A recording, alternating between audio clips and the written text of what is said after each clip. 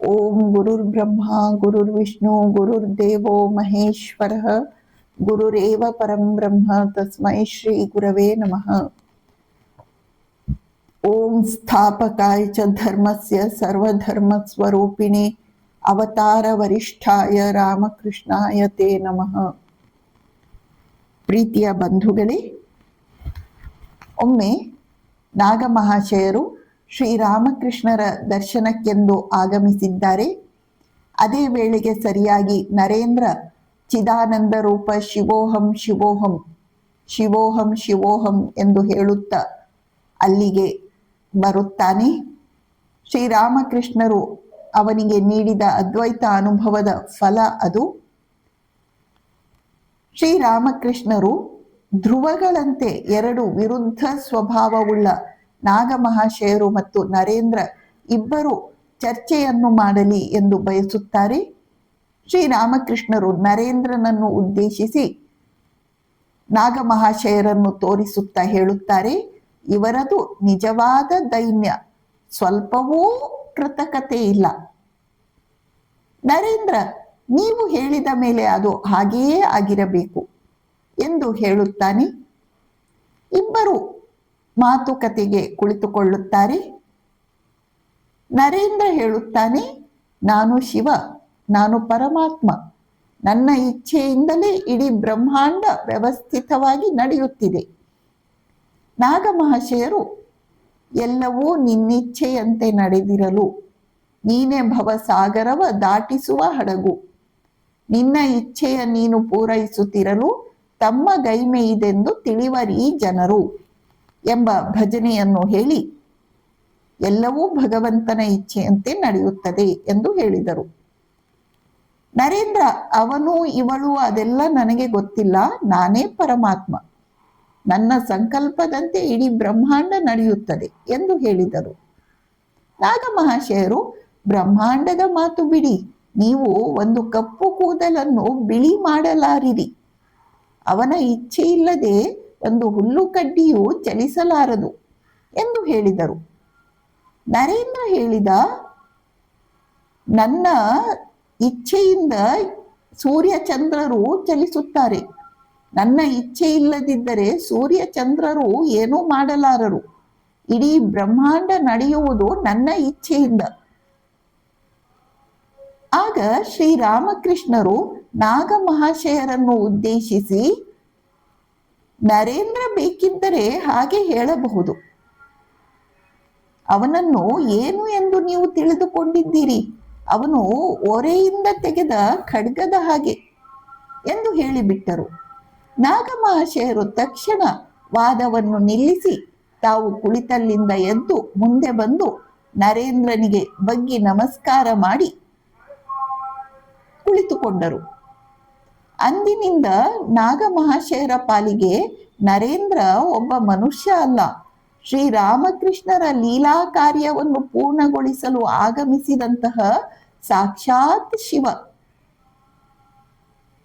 ಹೀಗೆ ನಾಗಮಹಾಶಯರು ಶ್ರೀರಾಮಕೃಷ್ಣರ ಒಂದೊಂದು ವಾಕ್ಯದಿಂದ ಬಹಳಷ್ಟನ್ನು ಕಲಿತರು. ಈಗ ಅವರ ಮನಸ್ಸಿನಲ್ಲಿ ತೀವ್ರವಾದ ಭಗವತ್ ವ್ಯಾಕುಲತೆ ಜಾಗೃತವಾಗಿದೆ. ಹಗಲು ರಾತ್ರಿ ಎನ್ನದೇ ಜಪ ಧ್ಯಾನದಲ್ಲಿ ತೊಡಗುತ್ತಾರೆ. ಆಹಾರ ಪಾನೀಯಗಳೆಲ್ಲ ಮರೆತು ಹೋದವು. ಯಾರ ಜನರೊಂದಿಗೂ ಮಾತುಕತೆ ಇಲ್ಲ. ಸುರೇಶನೊಂದಿಗೆ ಎಲ್ಲೋ ಒಮ್ಮೊಮ್ಮೆ ಶ್ರೀರಾಮಕೃಷ್ಣರ ವಿಷಯವಾಗಿ ಮಾತುಕತೆ ಅಷ್ಟೇ.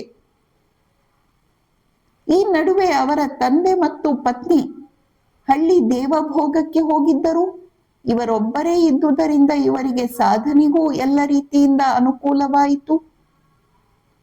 ಒಂದು ದಿನ ನಾಗಮಹಾಶಯರು ತೀವ್ರ ವೈರಾಗ್ಯದಿಂದ ಕೂಡಿ ಶ್ರೀರಾಮಕೃಷ್ಣರ ಬಳಿಯಲ್ಲಿ ತಾವು ಸನ್ಯಾಸಿಯಾಗಬೇಕು ಎಂದು ಕೇಳಲಿಕ್ಕೆಂದು ಆಗಮಿಸಿದ್ದಾರೆ. ನಾಗಮಹಾಶಯರು ಶ್ರೀರಾಮಕೃಷ್ಣರ ಕೋಣೆಯ ಹತ್ತಿರ ಬರುವ ವೇಳೆಗೆ ಶ್ರೀರಾಮಕೃಷ್ಣರು ಇನ್ನೊಬ್ಬ ಗೃಹಸ್ಥರೊಡನೆ ಮಾತನಾಡುತ್ತಾ, ಸಂಸಾರದಲ್ಲಿ ಇರುವುದರಲ್ಲಿ ದೋಷವೇನಿದೆ, ಮನಸ್ಸನ್ನು ಭಗವಂತನಲ್ಲಿ ಇಟ್ಟಿದ್ದರಾಯಿತು ಎಂದು ಹೇಳಿಬಿಟ್ಟರು. ನಾಗಮಹಾಶಯರಿಗೆ ಇದು ತಮ್ಮನ್ನೇ ಉದ್ದೇಶಿಸಿ ಹೇಳಿದ್ದು ಎಂದು ಗೊತ್ತಾಯಿತು. ಆದರೂ ಅವರು ತಮ್ಮ ಹೃದಯದ ವ್ಯಾಕುಲತೆಯನ್ನು ತಡೆದುಕೊಳ್ಳಲಾಗದೆ ಶ್ರೀರಾಮಕೃಷ್ಣರ ಬಳಿಯಲ್ಲಿ ಕೇಳುತ್ತಾರೆ. ತಮಗೆ ಸನ್ಯಾಸವನ್ನು ನೀಡಬೇಕೆಂದು ಕೇಳುತ್ತಾರೆ. ಶ್ರೀರಾಮಕೃಷ್ಣರು ಒಪ್ಪುವುದಿಲ್ಲ.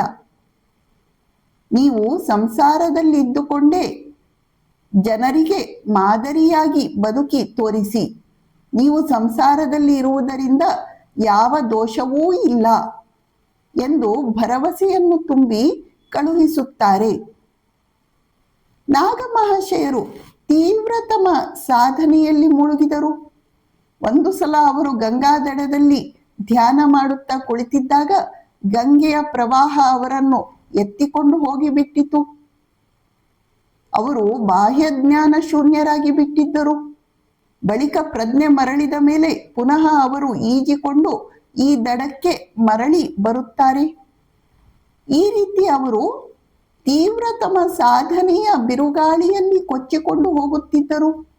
ಹಗಲು ಇಡೀ ಅವರು ಎಲ್ಲಿ ಇರುತ್ತಿದ್ದರು, ಏನು ಮಾಡುತ್ತಿದ್ದರು ಒಂದೂ ಯಾರಿಗೂ ಗೊತ್ತಾಗುತ್ತಿರಲಿಲ್ಲ. ರಾತ್ರಿ 12 ಗಂಟೆಯ ಹೊತ್ತಿಗೆ ಮನೆಗೆ ಮರಳಿ ಬರುತ್ತಿದ್ದರು. ಅವರು ಈಗ ವೈದ್ಯಕೀಯ ವೃತ್ತಿಯನ್ನು ಮಾಡುತ್ತಿರಲಿಲ್ಲ. ಅವರ ತಂದೆ ಮಾಡುತ್ತಿದ್ದಂತಹ ಸುಂಕ ಸಂಗ್ರಹಿಸುವ ಕೆಲಸವನ್ನೇ ಮಾಡುತ್ತಿದ್ದರು. ಅದು ಬಹಳ ಕಡಿಮೆ ಕೆಲಸ. ಅದು ತಮ್ಮಿಂದ ಮಾಡಲಾಗುವುದಿಲ್ಲವೆಂದು ಒಬ್ಬ ವ್ಯಕ್ತಿಯನ್ನು ಅದಕ್ಕಾಗಿ ಅವರು ನೇಮಿಸಿಕೊಂಡಿದ್ದರು. ಒಂದು ದಿನ ಅವರು ಶ್ರೀರಾಮಕೃಷ್ಣರ ಬಳಿಗೆ ಬಂದಿದ್ದಾರೆ. ಅವರ ಉಚ್ಚ ಮಾನಸಿಕ ಸ್ಥಿತಿಯನ್ನು ಕಂಡು ಶ್ರೀರಾಮಕೃಷ್ಣರು ತುಂಬಾ ಸಂತೋಷ ಪಡುತ್ತಾರೆ. ನಾಗಮಹಾಶಯರಿಗೆ ಇನ್ನೂ ಅತೃಪ್ತಿ. ನಾಗಮಹಾಶಯರು ಹೇಳುತ್ತಿದ್ದಾರೆ, ಭಗವಂತನಲ್ಲಿ ನನಗೆ ಪೂರ್ಣ ನಿರ್ಭರತೆ ಬರುತ್ತಿಲ್ಲವಲ್ಲ, ಏನು ಮಾಡಲಿ? ಇನ್ನೂ ಸ್ವಪ್ರಯತ್ನವನ್ನು ಬಿಡಲಾಗುತ್ತಿಲ್ಲವಲ್ಲ, ಏನು ಮಾಡಲಿ? ಶ್ರೀರಾಮಕೃಷ್ಣರು ಅವರಿಗೆ ಭರವಸೆಯನ್ನು ತುಂಬುತ್ತಾ, ನೀನು ಇತ್ತ ಕಡೆ ಗಮನವನ್ನು ಕೊಟ್ಟರೆ ಸಾಕು ಎಂದು ಹೇಳುತ್ತಾರೆ. ಇನ್ನೊಮ್ಮೆ ಶ್ರೀರಾಮಕೃಷ್ಣರು ಅವರನ್ನು ಉದ್ದೇಶಿಸಿ ಹೇಳುತ್ತಾರೆ, ನೀವು ಸಂಸಾರದಲ್ಲೇ ಇರಿ. ಅನ್ನ ಬಟ್ಟೆಯ ಚಿಂತೆಯನ್ನು ನೀವು ಮಾಡಬೇಕಾಗಿಲ್ಲ, ಅದು ಹೇಗೋ ಒದಗಿ ಬರುತ್ತದೆ. ನಾಗಮಹಾಶಯರು ಹೇಳುತ್ತಾರೆ, ನಾನು ಸಂಸಾರದಲ್ಲಿದ್ದರೆ ಇತರರ ಕಷ್ಟ ದುಃಖಗಳನ್ನು ನೋಡಬೇಕಾಗುತ್ತದೆ, ಅದರಿಂದ ನನಗೆ ದೋಷ ಬರುತ್ತದೆ. ಶ್ರೀರಾಮಕೃಷ್ಣರು ಹೇಳುತ್ತಾರೆ, ನಿಮಗೆ ಖಂಡಿತ ದೋಷ ಬರುವುದಿಲ್ಲ.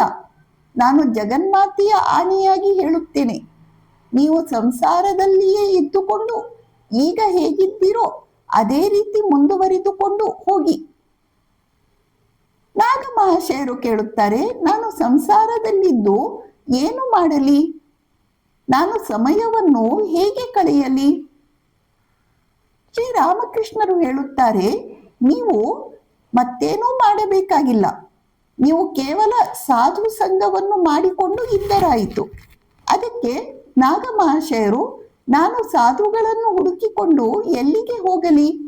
ನಾನು ಒಬ್ಬ ಮೂರ್ಖ, ನನಗೆ ಅದೆಲ್ಲ ಹೇಗೆ ಗೊತ್ತಾಗಬೇಕು ಎಂದು ಪ್ರಶ್ನಿಸುತ್ತಾರೆ. ಶ್ರೀರಾಮಕೃಷ್ಣರು ಹೇಳುತ್ತಾರೆ, ನೀವು ಸಾಧು ಸಂತರನ್ನು ಹುಡುಕಿಕೊಂಡು ಹೋಗಬೇಕಾಗಿಲ್ಲ, ಅವರೇ ನಿಮ್ಮ ಬಳಿಗೆ ಬರುತ್ತಾರೆ. ಶ್ರೀರಾಮಕೃಷ್ಣರು ಆಡಿದ ಮಾತು ಮುಂದೆ ಅಕ್ಷರಶಃ ಸತ್ಯವಾಗುತ್ತದೆ. ಹೀಗೆ ನಾಗಮಹಾಶಯರ ವ್ಯಕ್ತಿತ್ವದಲ್ಲೆಲ್ಲ ಒಂದು ತೀವ್ರತಮವಾದ ದೈನ್ಯತೆ ಎದ್ದು ಕಾಣುತ್ತಿತ್ತು. ಓಂ ಶಾಂತಿ ಶಾಂತಿ ಶಾಂತಿ. ಹರಿ ಓಂ ತತ್ಸತ್. ಶ್ರೀರಾಮಕೃಷ್ಣಾರ್ಪಣಮಸ್ತು.